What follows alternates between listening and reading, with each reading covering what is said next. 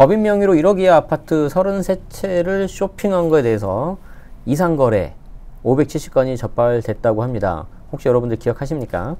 아마 21년도 하반기쯤, 연말 거의 다 돼가지고 좀 이런 기사가 나왔던 것 같은데, 그때 이제 국토부에서 이제 기획 조사를 했었죠. 결과가 어떻게 나왔는지 궁금합니다. 한번 보시죠. 연합뉴스에서 가져왔습니다. 2022년 2월 3일자고요. 김동규 기자님이 작성하셨네요. 벌써 재작년이에요. 710 대책. 재작년 710 대책 이후 저가 아파트 거래 기획조사. 무더기 갭투기로 아파트값 띄운 뒤 현지인에게 되팔아서 시장 교란했다. 자, 한번 봅시다. 어떤 게 좀 이슈가 있고 결과가 어떻게 나왔는지. 참고로 지금 이 기사에 대해서는 그냥 나왔던 결과에 대해서 제가 한번 설명드릴 거고요. 왜 이렇게 하는지, 세법적인 측면에서 어떤 좀 허점이 있는지 설명을 드릴 거고, 앞으로 어떻게 될지에 대해서 짧게 제 개인 의견을 말씀드려 보도록 하겠습니다. 네. 다주택자 중과세를 피하기 위해서 법인 명의로 지방의 1억 이하 아파트를 33채나 사들이는 등 투기가 의심되는 거래가 무더기로 적발이 됐다. 자, 국토교통부는 2020년 7월부터 작년 9월까지, 그러니까 1년 한 2개월, 전국에서 저가 아파트를 매수한 법인 외지인 거래 89,785건 가운데 이상 거래로 분류된 1,808건을 정밀 조사한 결과 총 570건의 위법 의심 사례를 적발해서 관계기관에 통보했다고 3일 밝혔다. 자, 그러니까 뭐예요 지금? 전체 건수가 89,785건인데 이게 이제 2020년 7월부터 21년 9월까지 기간 조사를 한 거죠. 요게 이렇게 됐네요. 이렇게. 이게 이제 이상거래네. 이상거래 1,808건. 얼마예요 비율이 이게? 1808 나누기 89,785 하면은 2.01% 나오네. 2.01%. 요렇게 나온다는 거예요. 요렇게. 이상하다. 자, 그리고 이게 또 어떻게 되는 거죠? 여기 이제 위법 의심 사례. 재밌는 단어가 나왔어요. 위법이면 위법이지. 위법 의심 사례. 이게 이제 그리기 힘들다. 여기 몇 건이에요? 570건. 약 1% 아닙니까? 전체에 대해서. 그래서 이제 우리는 이 상위 1%를 잡기 위해서 이렇게 봄부터 소쩍새는 그렇게 울었던 거죠. 이렇게. 자, 그럼 여기 570건 중에서 몇 건이 그러면 위법일까? 아마 이제 이 570건은 아마 대다수가 위법일까? 아마 거의 다. 그렇지만 이것도 확정된 게 아니기 때문에 위법 의심 사례라고 이렇게 표현을 한 것 같습니다. 어쨌든 표현이 좀 재밌긴 한데, 일단 이걸 보고 느낌이 어떠세요? 전체에 대해서 위법이 의심되는 게 한 1%가 나왔다. 물론 이 사람들이 정말 잘못했으면 잡아야죠. 잡아야 되는데, 지금 이 주관하는 부서가 지금 국토교통부 아닙니까? 물론 이 불법적인 요소가 있다면 잡아야 되는 건 맞지만, 이거 말고도 좀 굵직굵직한 일들이 많잖아요 지금. 예를 들어서 많은 분들이 기대하고 있는 GTX라든지, 그리고 이제 지역별로 다 다르지만 이렇게 그 개발 사업이라든지, 그리고 제일 많이 기대하는 게 뭐예요? 이사 공급 대책 아닙니까? 이사 공급 대책. 그 뒤로 어떻게 진행될지 저는 잘 모르겠어요. 그리고 개인적으로는 정말 중요하다고 생각하는 329 LH 대책 어떻게 할 거예요? LH 그 투기꾼들, 이 자식들. 죄송해요. 그 LH 전체가 아닌데 마치 전체인 것처럼 혹시 들렸다면 죄송합니다. 거기는 위법이었잖아요. 위법 의심 사례도 아니었는데. 그러니까 이제 제 말은 뭐든지 좀 밸런스가 있어야 되고, 중요한 것도 좀 진행이 됐으면 좋겠다. 지금 이렇게 집값이 이렇게 많이 올라가지고 많이 힘들어 하시는데, 집이 있는 사람들은 세금이 너무 올라가서 보유세가 올라가니까 나름 힘들고, 없으신 분들은 그 허탈감이 얼마나 크시겠어요. 그럼 빨리빨리 공급을 해가지고 집값을 안정시켜야 될 거 아닙니까? 이사 공급 대책 어떻게 된 거지, 지금? 다시 돌아가세요. 자, 국토부는 재작년 70 대책 발표 이후 공시가격 1억의 아파트가 규제의 사각지대로 알려지고 다주택자들의 투기 대상이 됐다는 지적이 나오자 작년 11월부터 지난달까지 3개월 동안 대대적인 실태 조사를 벌였다. 뉘앙스가 좀 그렇죠. 지적이 나오자 벌였다. 아니, 그러진 않았을 거예요. 저는 믿습니다. 지적이 안 나와도 분명히 실태 조사를 벌였을 거라고 저는 믿어요. 저희 믿음을 깨지 말아주세요.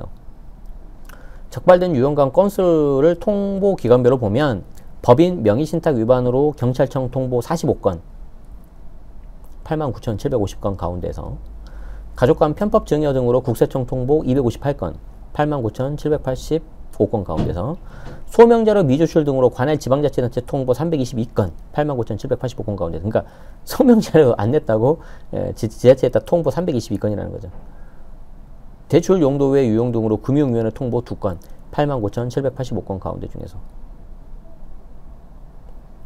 이렇게 이제 표로 잘 정리가 되어 있는 거죠. 처벌 규정, 뭐 5년 이하 징역, 2억 이하 벌금. 과태료하고 벌금 다릅니다. 벌금은 이제 빨간색 그어지는 거예요. 3년 이하 징역, 3천만 원 이하 벌금, 탈세 분석, 미납세금 추징, 취득가액 5% 이하 과태료, 3천만 원 이하 과태료, 대출 분석, 회수. 어쨌든 위법적인 걸 하면 안 되겠죠. 자, 그럼 이제 뭐가 이제 문제가 됐다고 이제 보는지 한번 좀 보죠. 자, 법인 외진, 갭 투기로 가격 높인 뒤 현지인에 팔아서 시세 차익했다. 정부는 취득세율을 최대 12%가 올렸는데 공시가격 1억 이하 경우는 주택수에 상관없이 기본 취득세율을 적용하고요. 규제 지역이 아닌 곳에서는 공시가격 3억 이하 주택은 양도세 중과 대상 주택에서도 제외가 된다. 이거는 조금 명확하게 알아야죠. 우리가 대충 알면 안 됩니다. 이게 이제 이 때문에 일부 다주택자, 법인 등 투기 수요가 1억 원 이하 아파트로 몰렸다는 건데, 이걸 이제 어설프게 알고 계시면 안 돼요. 이 1억 이하는 출구 전략을 잘 세우셔야 돼요. 출구 전략. 자, 공시가 1억이야. 공시가 1억이야. 왜? 도대체 왜? 자, 일단 취득세가 기본세율이에요. 기본세율. 중과도 안 들어가고 취득세, 주택세에서도 빠져버려요. 기본세율은 1에서 3%인데 공시가격 1억 이하니까 당연히 6억 이하 아니겠어요? 그래서 결론이 이제 1%가 나오겠죠. 이제 뒤에 부가세 붙으면 이제 1.1% 나오겠죠. 단 재개발 등 정비구역으로 지정된 곳 있죠. 이 관리지역은 제외예요. 그렇기 때문에 이 관리지역으로 들어가 버리면 이때는 중과도 들어가고 취득세, 주택수도 들어가는 거죠. 자, 보유세 뭐 공시가격 얼마 되겠어요? 보유세 공시가격 안 되는데 예를 들어서 이 녀석이 만약에 주택수가 많아지면은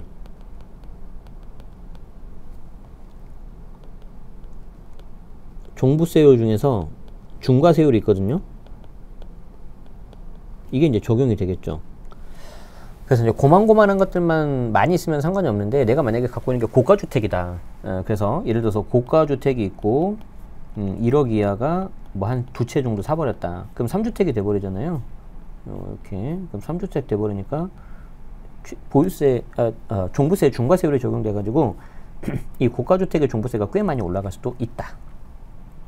뭐 그건 알고 사셔야 되겠죠. 자, 그 다음 양도세 측면에 있어서는 예를 들어서 비조정이면 일반과세고 단 2년 이상은 보유해야 되는 거지. 기본이고요. 설령 조정이라고 하더라도 수도권, 광역시, 세종시 이외의 지역에 속하고 플러스 공시가 3억 이하다. 그러면은 일반 과세가 되죠. 중과 배제 들어가니까. 당연히 이것도 2년 이상은 가지고 있어야 되고요. 그 말이에요, 그 말. 그래서 사더라도 이런 걸 사야죠. 이런 거 사야 되고, 공시가 3억 되기 전에 팔아야 되는데 아직 공시가가 1억도 안 됐기 때문에 3억 되려면은 멀었다는 거죠. 그리고 갑자기 얘가 미쳐서 3억 올라 버리면은 그래도 많이 올랐으니까 그냥 중과 받고 팔을 수도 있는 거고, 아니면 이제 3억 되기 직전에 이제 파는데 뭐 이제 이건 팔았다고 가정하는 거예요. 그러니까 이제 이렇게 보면은 취득세도 뭐 괜찮고 12%보다가 1% 보면 눈 돌아가는 거예요, 사람들이. 이렇게 많이 내야 되는데 1%밖에 안 난다고? 너무 싸다, 막 이렇게 생각이 드는 거죠. 종부세, 보유세도 뭐 이제 좀 특별한 케이스 아니라면 그냥 감당할 수 있을 만한 수준으로. 그래서 이제 이런 경우에는 고가주택 갖고 있는 분들이 요 1억 이하 주택은 뭐 다른 배우자로 다 사버리는 거죠. 그 법인으로 사거나. 그래서 지금 이제 아까 나온 편법증여 그리고 명의신탁 이런 이슈가 나온 거예요, 지금. 그리고 이제 양도세 같은 경우는 비조정 같은 경우라면은 1억 이하짜리가 일반과세 들어가는 거고 2년만 그냥 갖고 있으면 되는 거죠. 조정지역이라도 약간 일종의 틈새가 있어가지고 이렇게 산다는 거죠. 그러니까 이제 이걸 보고 의견이 갈릴 수 있어요. 야, 저렇게 하면 세금 많이 줄이고 내가 해볼 수 있겠다라고 생각하시는 분도 계시고, 어떤 분들은 저걸 보시고, 야, 진짜 지긋지긋하다. 뭐 돈 못 벌고 환장했냐. 저렇게까지 해서 사야 되냐라고 하실 수 있는데, 중요한 게 뭐냐면, 저는 그렇게 생각을 해요. 누가 이 지경까지 만들었는지. 그걸 좀 잘 생각하시는 게 좀 좋겠습니다. 저렇게까지 틈새를 막 찾고 찾아가지고 가는 이 상황이 왜 왔는지를 한번 좀 생각해 보시면은 좋겠습니다. 네. 자, 어쨌든 2020년 7월 전체 아파트 거래의 29.6% 수준이었던 법인 외지인 거래 비중이 같은 해 12월 36.8, 지난해 8월 51.4%로 급증한 것으로 나타났다는 거죠. 자기자금 비율은 29.8, 임대보증금 승계금액 비율은 59.9. 근데 뭐 이거는 저가 아파트뿐만 아니라 일반 아파트도 비슷하겠죠. 뭐 지금 새 끼고 아리팍도 사는 시대인데요, 뭐 지금. 국토부는 통상적인 아파트 거래에서 평균 자기자금 비율이 48.1이고 임대보증금 승계 비율이 23.5인 것과 비교하면 높긴 높네요. 법인과 외지인 거래의 경우 본인 돈은 적게 들면서 임대보증금을 통한 갭 투자 비율이 2배가량 높은 셈이라고 지적했다. 네, 요거는 뭐 좀 높은 것 같습니다. 그래서 이제 법인 외지인 집중 매수 지역까지 친절하게 이렇게 알려주네요. 아이고야. 그래서 지역별로 보면 충남, 천안, 아산 약 8,000건, 부산, 경남, 창원 약 7,000건, 인천, 경기, 부천 약 6,000건, 충북, 청주, 광주 이런 식으로 나오고 있고 평균 매수 가격은 1억 233만 원, 1억 원을 상단을 넘겨서 공시가격 기준으로는 1억 미만에 해당이 됐다. 단기 매수 매도한 사례는 6,407건인데 요 기준이 뭔지 모르겠지만 한 2년 이내이지 않을까 싶습니다. 이들의 평균 매매 차익은 1,745만 원으로 전체 저가 아파트 거래 평균 차익 1,446만 원보다 20.7% 올랐다? 1,745랑 1,446만 원. 이런 경우에 금액이 작을 때는요, 여러분, 절대 금액으로 보셔야 돼요. 금액이 작은 경우에 이거를 좀 뭔가 좀 이렇게 크게 차이 나게 보이고 싶으면 이렇게 비율로 해야 돼요. 그래서 이거는 보고서 쓸 때 하나 팁이에요. 아시겠죠? 그래서 이런 나쁜 놈들이 있어. 그렇게 하려면 요걸 부각시켜야 돼요. 요거를 20.7%. 근데 요걸 좀 뭔가 옹호하려고 그러면은 1,745만 원 하고요. 1,446만 원도 이렇게 가버려야 돼요. 금액이 작으면 절대 금액. 이게 우리 입장에서는 비교를 크게 하고 싶으면은 금액이 작으면 비율로 가고요. 금액이 크면 절대 금액으로 가야 됩니다. 그래야 상대방을 설득할 수 있어요. 그것도 하나 요령이에요. 어쨌든 다시 돌아와서 단기 매수 매도한 경우 아파트 평균 보유기간은 129일에 불과했다. 여기에 이제 글 쓴 사람의 감정이 들어가 있죠. 129일밖에 안 돼! 이런 거죠, 지금. 그리고 매도 대상은 현재인 40.7%가 가장 많았다. 국토부는 법인과 외지인이 저가 아파트를 갭투기로 매집해서 거래 가격을 높이고 단기간에 실수요자에게 되팔아서 높은 시세 차익을 거둔 것으로 추정된다. 거래가액 중 임대보증금 비율이 높아서 향후 집값 하락 시 깡통 정세 우려도 있는 것으로 보인다고 분석했다. 가족 보유 아파트 32채를 법인 명의로 팔아서 양도세 중과 회피 의심. 자, 이제 구체적인 이제 사례가 나옵니다. A 법인은 임대보증금 승계 방식으로 저가 아파트 33채를 매수하면서 이제 다 취득세 1% 내고 산다는 거죠. 임대보증금 외에 필요한 자기자금은 법인 대표 B로부터 전액 조달했다. 국토부는 이 거래가 탈세를 위한 법인 거래로 의심된다. 자, 이게 무슨 말이냐면, 자, 해당 법인이 이 아파트를 이제 사고 싶어요. 왜냐면 개인으로 사면 종부세도 많이 나오고, 물론 법인도 종부세 많이 나와요. 그리고 무엇보다도 왜 법인으로 사냐면 이걸 빨리 털고 싶은 거예요. 아까 제가 말씀드렸잖아요. 2년 이상 보유해야 된다고, 개인은. 근데 법인은 기간이 상관없어요. 그냥 차익에 대해서만 세금을 내면 되니까. 그러니까 얼른 치고 빠져나오고 싶은 거예요. 그러면 법인으로 해야 되거든요. 근데 이 법인에 돈이 있겠어 없겠어요? 제대로 사업을 하신 분들이라면 이 법인에 돈이 있겠지만 대부분은 그렇지 않잖아요. 그렇기 때문에 법인에 돈이 없기 때문에 대표가 여기다 돈을 집어 넣어줘요. 그걸 이제 가수금이라고 해요. 가수금. 법인 입장에서는 이제 받았으니까 받을 숫자 써가지고 가수금 이렇게 들어가는 거예요. 자, 그런데 여기서 중요한 게 뭐냐? 대표가 법인에다가 돈을 준 가수금 그 자체는 문제가 안 돼요. 그리고 법인이 대표한테 이자를 줄 필요도 없어요. 왜 그런 줄 알아요? 법인 입장에서는 이득이잖아요. 이득이기 때문에 가수금에 대한 이자 안 줘도 돼요. 다만 반대로 법인이 대표한테 가지급금을 쏴주잖아요. 그럼 법인이 손해를 봤죠. 손해를 봤기 때문에 여기에 대해서는 반드시 이자 지급해야 돼요. 이거 이제 헷갈려가지고 안 하시면 큰일 나요. 자, 어쨌든 가수금 놓고 봤을 때는 그 가수금 자체는 문제가 안 되는데, 문제가 뭐가 되냐면은, 그럼 여기 돈을 어디서 가져왔느냐, 이 대표가. 이 대표가 예를 들어서 대표의 뭐 배우자, 아니면 다른 부모, 자식, 그런 사람들한테 함부로 그냥 차용을 해가지고 증여세도 안 내고 가져가지고 요렇게 또 들어갔다. 그러면 그때 문제가 돼요. 그러면 여기 얘 털리면서 여기까지 같이 털리는 거예요, 이쪽이. 그게 잘못된 거예요. 가수금 자체 받는 거는 문제 없다. 그걸 좀 여러분들이 알고 계셔야 됩니다. 그래서 국세청에 통보했죠. 이제 통보 결과가 어떻게 나오는지 봐야 되는데, 통보된 케이스가 아까 몇 개였어요? 국세청으로 간 게 258건이죠. 258건. 여기 법인대표 자금 차입. 여기에 대한 결과도 좀 나오면 좋을 것 같아요. 아마 국세청에서 나오겠죠. 또 나오면 보여드리도록 하죠. 자, 그 다음 가족 소유 아파트 명의신탁. 대표, 배우자, 형. 가족 소유 아파트 32채. 와우. 대금 수수 없이 명의 이전을 했다고? 법인으로? 그리고 단기간 일괄 매도했다. 이거는 좀 복잡하긴 한데 한번 설명 들어볼게요. 자, C씨는 본인과 배우자 친형의 소유로 된 아파트 총 32채를 대금 수수도 없이 본인이 대표인 법인 명의로 소유권을 이전했다. 그리고 단기간에 모두 팔았다. 국토부는 법인이 납부해야 할 취득세를 C씨가 납부하고, 이건 문제가 있네. 단기간에 주택을 모두 매도한 점 등으로 미뤄볼 때 이 거래가 다주택자에 대한 양도세 중과를 법인 명의로 앞세워 회피하려고 시도한 것으로 의심했다. 혐의가 만약에 사실로 드러나면 5년 이하의 징역, 그리고 2년 이하 벌금이 처해질 수 있다. 이건 무슨 말이냐면, 잘 봐요. 가족 소유 아파트 32채가 있는데, 이 32채를 이렇게 법인으로 이제 명의를 이전하는 거예요. 왜?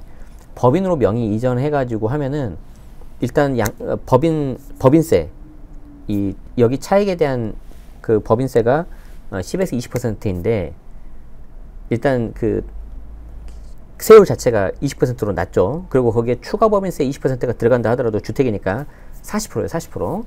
자, 40%인데, 여기 32채니까 다주택 중과 들어갈 거 아니에요. 중과 들어가서 최고 세율 만약에 적용되면 75까지 가, 75까지. 그리고 이 32채를 한꺼번에 팔 수가 없어요. 왜? 합산과세가 들어가 버리잖아요.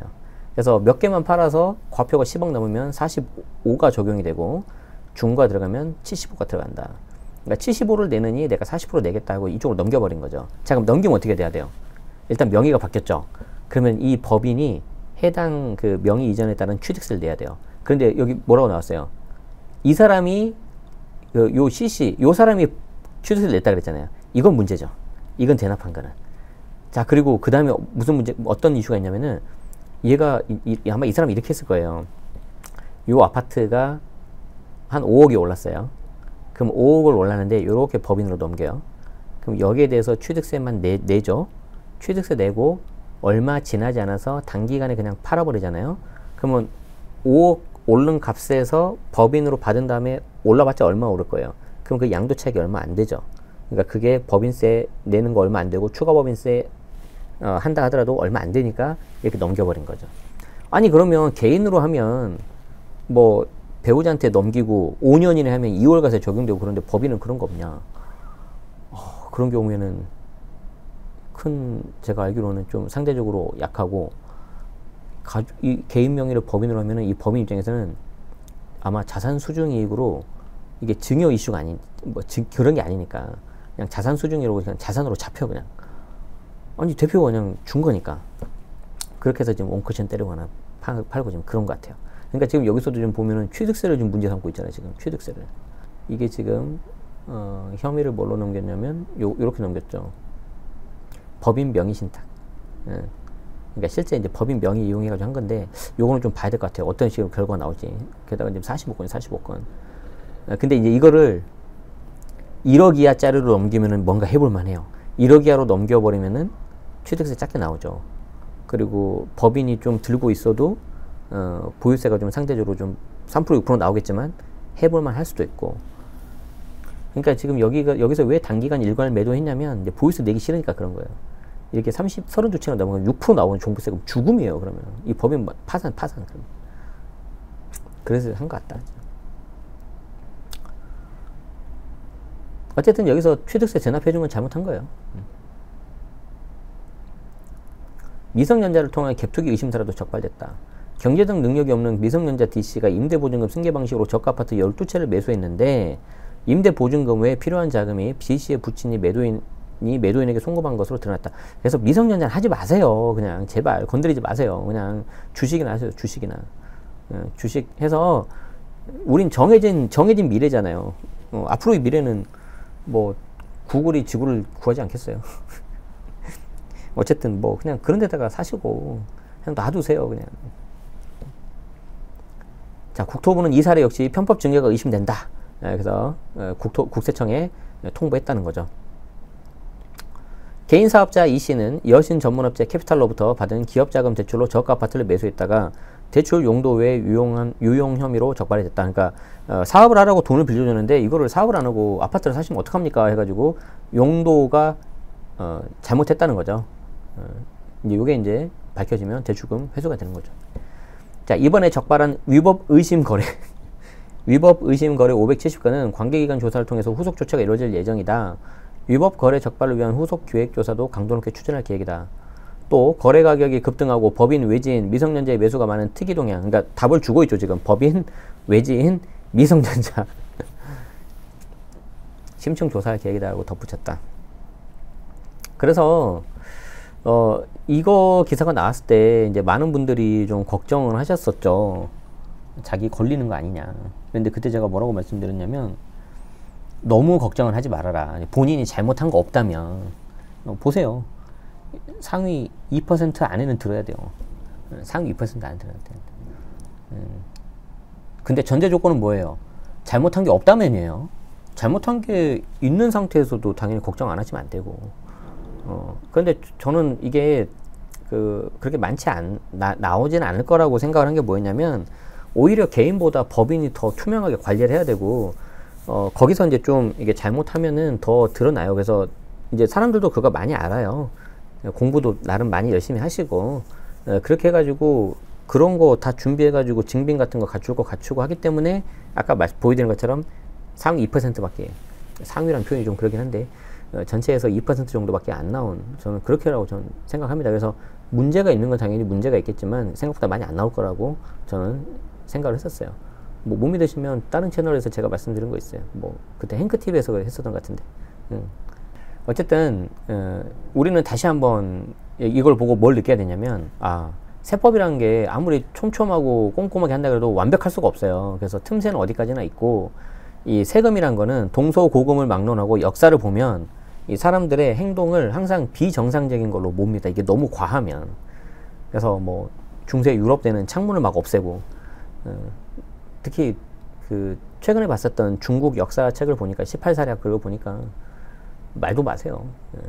세금 때문에 뭐 나라가 뒤집히고 바뀌고 그런 것도 많잖아요, 지금. 그래서 뭐든지 과하면 안 돼요. 세금을 부과하는 쪽도 너무 과하면 안 된다고 생각하고요. 그걸 피하려고 어떻게든 막 꼼수 틈새 찾는 것도 너무 과하면 안 된다고 생각을 합니다. 막상 이렇게 찾아서 막 해도 남는 거 별로 없을 수 있어요. 그러면 차라리 그 스트레스 받지 마시고 다른 거에 투자하시는 게 더 나을 수도 있다. 아니면 좀 때를 기다리고 자금을 좀 더 모으시면서 그때 이제 좀 더 이럴 때 좀 공부하시고 그러시는 게 훨씬 더 좋지 않을까 싶어요. 조금 약간 마음을 여유를 가지시는 게 더 좋을 것 같습니다. 그래서 여담으로 이번 명절 때 이제 특히 이제 와이프하고 이런저런 이야기를 좀 많이 했었거든요. 근데 이제 와이프도 이제 본인 개인 사업을 하기 위해서 되게 많이 노력도 하고 정말 제가 봤을 때 고생을 많이 하고 막 그랬었는데 어쩔 땐 제가 막 화도 내고 막 그럴 정도 했었는데, 다시 이제 좀 그 본인이 추구하는 그 삶의 방향으로 돌아와가지고 좀 여유를 갖고 자리를 잡아 하는 것 같아서 좀 저는 보기 좋더라고요. 돈이 다가 아니잖아요, 우리가. 물론 그렇게 해가지고 큰 돈을 벌고 좀 경제적 자유도 이루고 편하게 사는 것도 좋은데, 저는 그게 다가 아니라고 생각을 해요. 지금 이 순간을 잘 이렇게 잡으시면서 누릴 수 있는 거 누리시고, 아까 우리 제가 시작하기 전에 잠깐 보여줬는데, 그분 하신 말씀 하신 것처럼 자기한테 주어진 그 시간을 잘 활용하시는 게 훨씬 더 값진 인생이 아닐까 하고 감히 한번 생각을 해봅니다. 더 자세한 거는 제 블로그에 있어요.